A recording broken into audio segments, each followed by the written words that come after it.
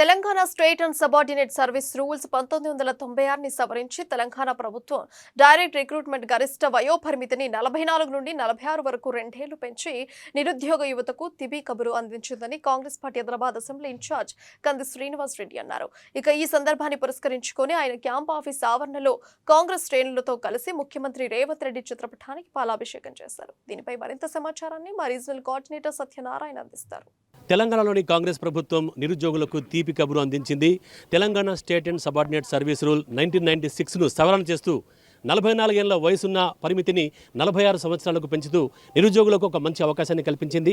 దాన్ని ఉద్దేశించుకొని ఈరోజు కంది శ్రీనివాసరెడ్డి క్యాంప్ కార్యాలయ ఆవరణలో రేవంత్ రెడ్డి చిత్రపటానికి పాలాభిషేకం చేశారు కాంగ్రెస్ శ్రేణులతో పాటు ఆయన కూడా. అయితే సార్ చెప్పండి, 6 గ్యారంటీ అంటే ఏవైతే ఇచ్చిన హామీలే కాకుండా ఇవన్నీ కూడా కొన్ని ప్రకటిస్తూ ప్రజల్లో మాత్రం ఒక సంచలనంగా వెళ్తుంది. ఇప్పుడు 44 నుంచి 46 అంటే ఒక ఏజ్ బార్, ఒక నెలతోని ఏజ్ బార్ అనేటువంటి ఒక విద్యార్థులకు ఒక తీపి కబురు. మీ స్పందన ఒకటే అండి, మీరు పాత ప్రభుత్వానికి కొత్త ప్రభుత్వానికి ఒక బేసిక్ ఉన్నటువంటి ప్రాథమిక వ్యత్యాసం. రేపు మెగా డిఎస్సి రాబోతుంది. Group 1, group 2, group 3, group 4 irrigation డిపార్ట్మెంట్లో కానీ హెల్త్ డిపార్ట్మెంట్లో కానీ రకరకాల జాబులు పడుతున్నాయి, నోటిఫికేషన్లు. వాటన్నిటికంటే ముందే ఈ నిర్ణయం తీసుకోవడం అంటే ఆ 2 సంవత్సరాలు ఓపెన్ కాంపిటీషన్లో అందరూ బాగుపడండి. 44 సంవత్సరాలు వచ్చినాయని బాధపడాల్సిన పని లేదు. ఆ మిగతా 2 సంవత్సరాలు కూడా పెంచితే కనుక 46 సంవత్సరాల వరకు కూడా ఇప్పుడు వీళ్ళందరూ కలిసి హెల్దీ కాంపిటీషన్తో రాబోయే 2 లక్షల ప్రభుత్వ ఉద్యోగాల కోసం పోటీ పడితే ఎంత బాగుంటుంది, ఎంత మంచి వాతావరణం ఇది. ఈ పాత ప్రభుత్వం ఏంటంటే బీసీ లోన్ల కోసం అప్లై చేసుకుంటే మీకు వారం రోజులే గడువు, వారం రోజుల తర్వాత లేవు అందులోకెళ్ళి కూడా మళ్ళా చూడండి, ఇంక్లూజివ్ ప్రభుత్వం, ఎక్స్క్లూజివ్ ప్రభుత్వం. అంటే పాత ప్రభుత్వం అంతా ఎక్స్క్లూజివ్ ప్రభుత్వం అంటే ఆ బీసీ లోన్లు అప్లై చేసుకొని అందరూ ₹1,00,000 లోన్లు అప్లై చేసుకోవచ్చు అని చెప్పి మళ్ళీ ఏం చెప్పారు, పద్మశాలీలు లేదు మీకు, మున్నూరు కాపులు మీకు లేదు, మీరు అప్లై చేసుకోవద్దు. మిగతా కులస్తులకి, గౌడ కులస్తులకి, పద్మశాలీలకు, మున్నూరు కాపులకి, ఇలాంటి పెద్ద పెద్ద బీసీ సామాజిక వర్గాలు పెద్ద సమూహంగా ఉన్న వాళ్ళకి ఇవ్వకపోవడం. ఇట్లా ఏం లేకుండా ప్రభుత్వము కేసీఆర్ ఉంటే ఆ 44 ఏళ్ళ వయో పరిమితిని ఎట్టి పరిస్థితుల్లో పెంచేవారు కాదు. ఎందుకంటే ఆయనకు ఉద్యోగం ఇవ్వాలనేటువంటి అసలు ఓపిక అంటే ఇవ్వాలన్నటువంటి ఉద్దేశమే లేదు, ఆలోచనే లేదు. ఇప్పుడు కాంగ్రెస్ పార్టీ ప్రభుత్వం ఎంతమంది అంటే అంతమంది రాయండి, పోటీ పడండి, చక్కగా హెల్దీ కాంపిటీషన్తో మనం అంటే ఇది ఇంక్లూజివ్ ప్రభుత్వం, అందరినీ కలుపుకుపోయేటువంటి ప్రభుత్వం. అదేమో ఎక్స్క్లూజివ్ ప్రభుత్వం, అందరినీ విడగొట్టి కులాలుగా, మతాలుగా, సామాజిక వర్గాలుగా విడగొట్టి పాలించేటువంటి ప్రభుత్వం గత బీఆర్ఎస్ ప్రభుత్వం. కాంగ్రెస్ పార్టీ ప్రజాపాలన, వీఆర్ వెరీ హ్యాపీ, చాలా సంతోషంగా ఉన్నది. ఉద్యోగార్హతను 44 నుంచి 46కు పెంచడం అంటే కనుక నిజంగా ఆ 2 సంవత్సరాల మార్జిన్లో ఉన్న వాళ్ళకి పునర్జన్మ ఇవ్వడం లాంటిది. మళ్ళీ వాళ్ళ లోపల ఇప్పుడు మీరు చూడండి, నాకు చాలా నేను I will be very happy. ఆ 44 నుంచి 46 మధ్యలో వయసు ఉన్న వాళ్ళు ప్రభుత్వ ఉద్యోగార్హతలు సంపాదించి మా రేవంత్ అన్న వల్ల ఇది వచ్చిందని అంటే కనుక I will be very happy అండి. అంటే గతంలో నీళ్లు, నిధులు, నియామకాల పేరుతో తెలంగాణలో అధికారం చేపట్టింది. మరి అందులో ఏదన్నా ఒకటి పూర్తిగా సఫలీకృతమైనట్టుగా మీరు భావిస్తున్నారు? ఏ లక్ష్యంతోనైతే నీళ్లు, నిధులు, నియామకాలు అనేటువంటి వ్యక్తితోని మనం పాత తెలంగాణ కోసం కొట్లాడినామో పాత 10 ఏళ్లల్లో ఈ 3 కూడా అట్టర్ ఫ్లాప్ చేసింది బీఆర్ఎస్ ప్రభుత్వం. నీళ్లు 525 టీఎంసీల నీళ్లు వాడుకునేటువంటి పరిస్థితి మనకుంటే 299 టీఎంసీల నీటికే ఒప్పుకొని ఆ రోజు వైఎస్ జగన్ వస్తే బిర్యానీ పెట్టిండు, ప్రగతి భవన్లో మంచి బిందు భోజనం ఇచ్చింది, 299 టీఎంసీలకు నీళ్లు అప్పయిపేసిండు. పోనీ నిధులు ఖజానా మొత్తం ఖాళీ చేసిపోయిండు కేసీఆర్. ఏం అమలు చేసిందంటే 1,25,000 కోట్లు పెట్టుబడి పెట్టిండు కాళేశ్వరం ప్రాజెక్టు మీద, ఒక్క చుక్క నీరు అదనపు ఎకరాకి నీళ్ళు ఇవ్వలే. అంతేందుకు మా దగ్గర చెనకాకురాట బ్యారేజ్ కోసం 100 కోట్లు ఖర్చు పెట్టిండు. ఆ కాంట్రాక్టర్ ఉన్నది కూడా ఆ పాత ఎమ్మెల్యే తమ్ముడే. పచ్చి అవినీతి చేసిండ్రు, దాంట్లో పొట్టు అవినీతి. ఒక్క చుక్కాకి ఆ కాంట్రాక్టర్ మురళీధర్ రెడ్డి కోసమే కట్టినట్టుంది. అది కాంట్రాక్టర్ మురళీధర్ రెడ్డి అబ్బా జాగిరా ఇది ఆదిలాబాద్. 300-400 కోట్లు ఖర్చు పెట్టేసి ఇంతవరకు ఒక్క చుక్క కూడా నీళ్ళు ఇవ్వలే. అర్థమైందా? సో ఆ చుక్కకు నీళ్ళు ఇవ్వకపోగా ఇట్లాంటి ప్రాజెక్టులు అన్నారము, మేడిగడ్డ, కాళేశ్వరము ఇవన్నిట్లు ఇన్ని కట్టిండ్రు కదా, ఒక్క అదనపు చుక్కకు చుక్క నీరు ఇవ్వలేదు. నీళ్ళు అయిపోయింది, నిధులు అయిపోయినాయి, నియామకాలు ఏం నియామకాలు చెప్పించిండండి కేసీఆర్ ఉన్నప్పుడు. ఒక్క ఒక్క ఒక్క అమరవీరుల కుటుంబాలు ఉన్నాయే, 1200 వాళ్ళకు ఒక ఇంటికి ఒక ఉద్యోగం అంటే ఇవ్వలేకపోయాడు. నియామకాలు ఏమీ చేపట్టలేదు, ఏ నోటిఫికేషన్ రాలేదు. వచ్చిన నోటిఫికేషన్లు హడావిడిగా వేసి లీకేజీలు పెట్టి మొత్తం భ్రష్టు పట్టించిండు వ్యవస్థని. ఈరోజు ఒక డీజీపీ స్థాయి లాంటి వ్యక్తిని పిఎస్సి చైర్మన్గా చేసి నిపుణుల్ని వేసి ఇప్పుడు నోటిఫికేషన్లతో వస్తుంది. సో కేసీఆర్ గారు, హరీష్ రావు గారు, కేటీఆర్ గారు మా కాంగ్రెస్ పార్టీ నుంచి, రేవంత్ రెడ్డి గారి నాయకత్వం నుంచి, మా సోనియమ్మ నాయకత్వం నుంచి నేర్చుకోండి. భవిష్యత్తులో అయినా మీరు బాగుపడతారు. చక్కటి ప్రజాపాలన అందిస్తున్నటువంటి ఒక ప్రభుత్వం మీద అనవసర రాద్ధాంతాలు, అనవసర విమర్శలు ప్రభుత్వం చేస్తుంది. వీటిని ఎలా తిప్పికొడతారు? ఉల్టా చోర్ కొత్వాలు కూడా అంటే దొంగనే పోలీసోని కొట్టినట్టుగా మీరు 10 ఏళ్ళల్లా నీళ్ళు ఇయ్యరు, 10 ఏళ్ళల్లా నిధులన్నీ మింగేసిండ్రు బీఆర్ఎస్ వాళ్ళు, 10 ఏళ్ళల్లా నియామకాలు చేపట్టలే, 10 ఏళ్ళల్లా విధ్వంసం చేసిండ్రు, భ్రష్టు పట్టించిండ్రు. మేము మా గవర్నమెంట్ ఏర్పడి 65-70 రోజులైంది. ఇప్పుడే కే కే కే కే అని అరుతున్నారు. ఓడు చెప్పు లేపుతాడు, ఓడు ఉప్పు లేపుతాడు. అసలు చెప్పు లేపాల్సింది బల్క సుమను, నీ చెప్పు లేపాల్సింది మీ అధినేత కేసీఆర్ మీద లేపాల్సిన చెప్పు నువ్వు తప్పుడు వేరుల మీద లేపితే కనుక ప్రజలు హర్షిస్తారా? ఆయన చెప్పు లేపాల్సింది కేసీఆర్ గారి మీద. ఎందుకు? ఇవన్నీ భ్రష్టు పట్టించి విధ్వంసం చేసినందుకు, ప్రజలందరినీ అమాయకులుగా చేసి ఆడిచ్చినందుకు. సో ఈ టీఆర్ఎస్ వాళ్ళకి ఓపిక లేదు. ఇంకోటి చెప్తున్నా అండి, రాష్ట్రంలో టీఆర్ఎస్ పార్టీ బతకదు. తొందరలోనే టీఆర్ఎస్కు పాడె కడితే ఆ పాడెను ఎత్తడానికి ప్రజలందరూ సిద్ధంగా ఉన్నారు. మహిళలు, బడుగు బలహీన వర్గాలే ఈ టీఆర్ఎస్ ప్రభుత్వాన్ని బొందబెడతారు. ప్రభుత్వాన్ని బొందబెట్టినరు, ఇప్పుడు ఈ పార్టీని బొందబెడతారు. మీరు చూడండి, ఎటువంటి భవిష్యత్తు లేదు. రాబోయే ఎలక్షన్లలో మాత్రం కాంగ్రెస్ పార్టీ ఒక అజేయ శక్తిగా, బలీయమైనటువంటి శక్తిగా రాష్ట్ర రాజకీయాలలో వేళ్ళునుకుంటుంది. తప్పకుండా కాంగ్రెస్ పార్టీ వచ్చే 10 సంవత్సరాలు అద్భుతమైనటువంటి పరిపాలన చేస్తుంది. మేము ఇండ్లు కట్టి చూపిస్తాము, మహిళలకు 2500 ఇచ్చి చూపిస్తాము, గ్యాస్ సిలిండర్ 500 ఇచ్చి చూపిస్తాము. ఆల్రెడీ మహిళలు బస్సు ప్రయాణం చేసి చూస్తున్నారు ఉచితంగా. 15 కోట్ల మంది ప్రయాణం చేసి చూడండి, మీరు చూడండి బ్రై ప్రోడక్ట్. ఇంతకుముందు ఒకటి పోతే ఒక ఆదాయం పెరిగింది. మహిళలకు ఉచితంగా బస్సు ప్రయాణం చేస్తే మహిళల దగ్గరికి పోతున్నారు, దేవాలయాలకు, టెంపుల్స్కి వెళ్తే దేవాదాయ ధర్మాదాయ శాఖ ఆదాయం పెరిగింది, 100 కోట్లలో పెరిగింది. అంటే నేనేమంటున్నా అంటే డెఫినెట్గా మంచి ఉద్దేశంతో మనసా వాచా కర్మేన చేస్తే దేవుడు ఆశీర్వాదం పెడతాడు. ఖచ్చితంగా మా పార్టీకి ఖాళీ ఖజానా ఇచ్చి వెళ్ళిపోయాడు కేసీఆర్. అయినా కూడా ప్రభుత్వ పాలన గాడిలో పెడతాం. ఈ నిరుద్యోగుల ఉద్యోగార్హత వయస్సును పెంచడం అనేది definitely it's a break even decision. అంటే లైక్ ఒక మైండ్ బ్లోయింగ్ డెసిషన్. దీనివల్ల నిరుద్యోగులందరూ కూడా ఈ ప్రభుత్వం పట్ల ఒక రక్షణ కవచంలాగా, ఇనుప కవచం, ఉక్కు కవచంలాగా నిలబడతారు. చివరగా ఇప్పుడు ప్రభుత్వ సంక్షేమ ఫలాల్ని ప్రజల్లోకి ఎలా తీసుకెళ్ళబోతున్నారు? వచ్చే పార్లమెంట్ ఎన్నికల్లో మీ వ్యూహం ఎలా ఉండబోతోంది నియోజకవర్గంలో? అలాగే జిల్లా ఇన్ఛార్జ్ మంత్రిగా సీతకు వచ్చిన తర్వాత ఇక్కడ విపరీతమైనటువంటి మార్పులు అయితే వచ్చినాయి. మీ ఆధ్వర్యంలో విపరీతంగా టోటల్గా బీఆర్ఎస్ ఇక్కడ ఖాళీ అయినటువంటి ఒక పరిస్థితి కనబడుతుంది. సో దీని అలా చూస్తాం. ఒకటండి, సీతక్క గారు చాలా డక్కా మొక్కిలు తిని కష్టపడి తన సొంతగా ఎదిగినటువంటి బిడ్డ. 2004లో ఓడిపోయినరు వారు, పాపం 2014లో ఓడిపోయినరు. అయినా కూడా మొక్కవని ధైర్యంతో పార్టీ క్యాడర్ మీద, క్యాడర్ నిర్మాణం మీద పటిష్టమైనటువంటి అవగాహన ఉన్నటువంటి నేత.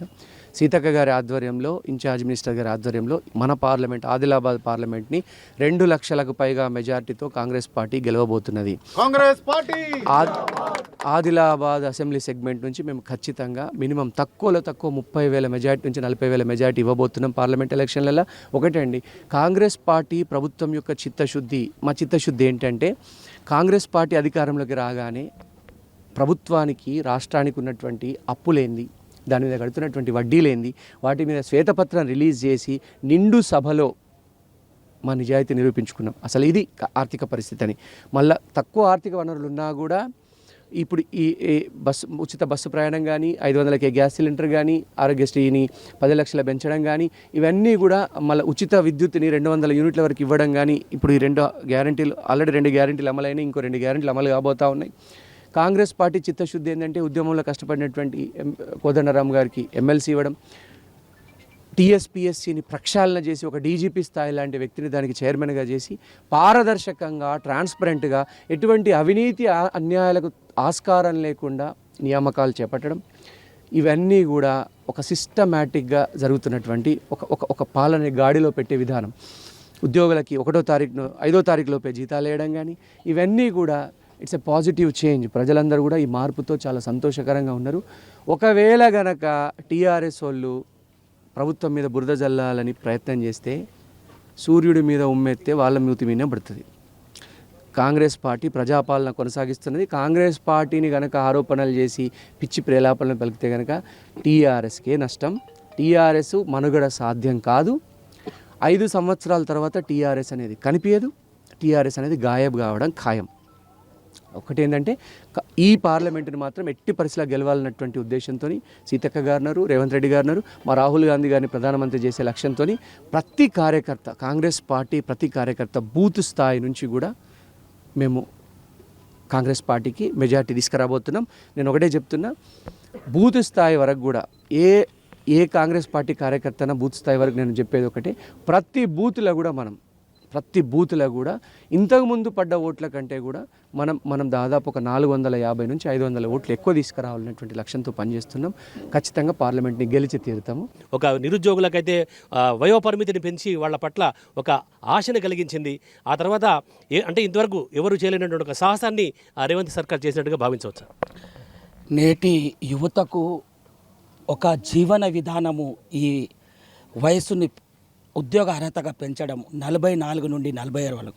ఇది భారతదేశంలో తెలంగాణకు ప్రజల పాలకుడు రేవంత్ రెడ్డి గారు తెలంగాణ ప్రజలకు ఇచ్చిన బహుమానంగా పట్టణ కాంగ్రెస్ కమిటీ తెలుపుతున్నది. ఈ యొక్క కార్యక్రమము కంది శ్రీనివాసరెడ్డి అసెంబ్లీ నియోజకవర్గ నేతృత్వాన జరుపుకున్నందుకు ఈ పండుగ వాతావరణం ఈరోజు నాకు 56 ఏళ్ళు, 46 ఏళ్లలో ఒక్క రోజుతో కోల్పోయిన వారు ఎంత బాధతో ఉంటారో ఆ బాధని ఇలా పండుగ వాతావరణం లెక్క చేసుకుంటారని ఈ పట్టణ కాంగ్రెస్ కమిటీ తెలుపుతున్నాను. గతంలో రేవంత్ అంటే బీఆర్ఎస్ ప్రభుత్వము ఎప్పుడైతే అంటే చివరి వరకు కూడా ఉద్యోగం రాక అంటే ఒక 3 నెలలు 4 నెలలతో ఉద్యోగాలు కోల్పోయిన వాళ్ళు చాలామంది ఉన్నారు. ఇప్పుడు మాత్రం ప్రభుత్వం వయోపరిమితి పెంచింది. మీలారు భావిస్తారు? మేము చాలా మంచిగా అనిపిస్తున్నాం సార్. ఎందుకంటే కాంగ్రెస్ గవర్నమెంట్ 10 సంవత్సరం ఉద్యమం చేసింది కానీ మనకు ఉద్యమంలో ఏం దొరకలేదు. అయితే ఈ కాంగ్రెస్ గవర్నమెంట్లో చాలా పండుగలు, ఇప్పుడు నగేష్ గారు చెప్పిండు, పండుగ లెక్క మేము భావిస్తున్నాం. మీరు చెప్పండి మేడం, దీన్ని ఎలా స్వాగతిస్తారు? చాలా గుడ్ న్యూస్గా స్వాగతిస్తాం. ఎందుకంటే ప్రపంచంలోనే మొట్టమొదటిసారిగా వయసు పరిమితిని పెంచడం అనేది చాలా సంతోషకరమైన విషయం. ఒక్కొక్కరి జీవితాల్లో ఒక్కొక్కరు నేను జీవితాన్నే కోల్పోయినా అని నా భార్య పిల్లలు రోడ్డు మీదకి వస్తారనే సందర్భంలో ఒక్కరోజు కూడా అవకాశం లేని రోజులలో 2 సంవత్సరాలు గడువు పెంచడానికి చెప్పి మేము చాలా హ్యాపీగా స్వాగతిస్తున్నాం. 44 సంవత్సరాల నుంచి 46 సంవత్సరాలకు సమయాన్ని పెంచడం ద్వారా ఈరోజు నిరుద్యోగ యువతకు ఎంతో లబ్ధి చేకూర్చిందని ఈ రేవంత్ రెడ్డి గారి ప్రభుత్వం, కాంగ్రెస్ ప్రభుత్వం ఈ 2 సంవత్సరాల వ్యవధి వల్ల ఎంతోమంది జీవితాలు బాగుపడతాయని చెప్పి ఆశిస్తున్నాం. బీఆర్ఎస్ ప్రభుత్వం 10 సంవత్సరాలు ఎటువంటి నోటిఫికేషన్ ఇవ్వక మరి హైదరాబాద్ చుట్టూ హైదరాబాద్ హాస్టల్లో చదువుతూ 44 సంవత్సరాలు నిండిపోయాన్న బాధతో ఉన్నటువంటి నిరుద్యోగులకు తీపి కబరిచ్చినటువంటి కాంగ్రెస్ నాయకుడు మా ముఖ్యమంత్రి రేవంత్ రెడ్డి గారు 44 నుంచి 46 చేయడం, వారు చదువుకున్న విద్యకు విలువ రావడం, ఉద్యోగాలు ఒక దినం తక్కువ ఉంటే కూడా ఎక్కువ ఉంటే కూడా వయసు మితిమీరిపోయి ఉద్యోగం అప్లికేషన్ నోటిఫికేషన్లో లేకుండా పోయేవారు. ఖచ్చితంగా కూడా మరి కాంగ్రెస్ ప్రభుత్వం రేవంత్ రెడ్డి గారి నాయకత్వంలో మరి నిరుద్యోగులకు తీపికవరుగా భావిస్తూ కంది శ్రీనివాసరెడ్డి గారి నాయకత్వంలో రేవంత్ రెడ్డి గారికి ఇక్కడ పాలాభిషేకం చేయడం జరిగింది. कांग्रेस पार्टी जो 10 साल पीछे हो गई, जो पहले जो काम किए कांग्रेस पार्टी के आज तक भी लोग याद रख रहे. अभी रेवंत रेड्डी साहब हमारे आए हैं और बहुत खुश है पब्लिक और आगे बहुत कामा करेंगे. इससे बहुत फ़ायदा हुआ. మరి ఏదైతే తెలంగాణ రాష్ట్ర ప్రభుత్వం సీఎం రేవంత్ రెడ్డి గారి యొక్క నిర్ణయం చాలా హర్షించదగ్గ విషయము.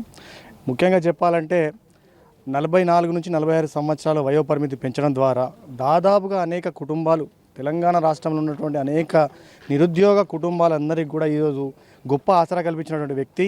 ఆయన తెలంగాణ రాష్ట్ర చరిత్రలోనే ఒక మహనీయునిగా మిగిలిపోతాడు. ఈ ఘట్టం ద్వారా ఎందరో మంది ఉన్నత విద్యలు చదివి ఈరోజు ప్రభుత్వ ఉపాధి లేక ఉపాధి కోల్పోయి వేరే ప్రాంతాలకు వెళ్తూ అనేక రకమైన వ్యయప్రయాసాలు కోరుస్తూ వారి కుటుంబాన్ని అంటే పెంచి పోషించుకునే స్థితిలో లేని వారికి ఇది ఒక గొప్ప అవకాశము. మాజీ సీఎం కేసీఆర్ గారు ఇప్పటిదాకా ఒక నోటిఫికేషన్ లేదు, నిరుద్యోగులకు ఏం లేదు.